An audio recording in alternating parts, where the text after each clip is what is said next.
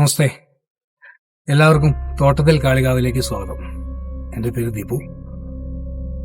നമ്മൾ ഒരു ഉഗ്രപ്രത്യങ്കരി ഹോമം ചെയ്യാൻ വേണ്ടിയിട്ടുള്ള തീരുമാനമായിട്ടുണ്ട്.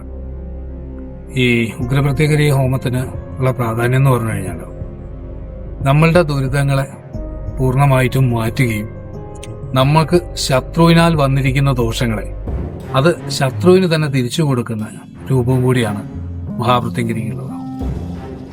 അത് ഒരു സന്ധ്യ മയങ്ങിയ നേരം, ഒരു 7 മണി 6:30ക്ക് ശേഷം ഏതെങ്കിലും ഒരു സമയത്ത്, ആ സമയത്താണ് നമ്മൾ സ്റ്റാർട്ട് ചെയ്യുന്നത്. ഏകദേശം ഒരു 12:45 സമയം വരെ നമുക്ക് കർമ്മത്തിൽ തന്നെയായിരിക്കും. നമ്മൾ ഹോമിക്കുന്ന ദ്രവ്യങ്ങളിൽ പ്രാധാന്യം ആട്ടിറച്ചി ഹോമിക്കുന്നുണ്ട്, ആടിന്റെ ചോര ഹോമിക്കുന്നുണ്ട്, പിന്നെ കാന്താരി മുളക്, നാരങ്ങ, വറ്റൽമുളക് ഏകദേശം ഒരു 3.25 കിലോളം നമുക്ക് കർമ്മത്തിന് ആവശ്യമായിട്ട് വരുന്നുണ്ട്.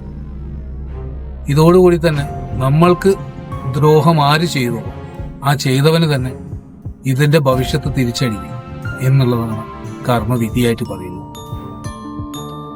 നമുക്ക് ഇനി ആ ഹോമത്തിലേക്കൊന്ന് കിടക്കാം.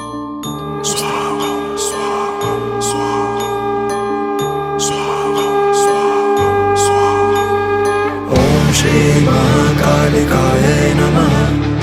ഓം ശ്രീ മഹാകാലികായ നമഃ. ഓം ശ്രീ മഹാകാലികായ നമഃ. ഓം ശ്രീ മഹാകാലികായ നമഃ.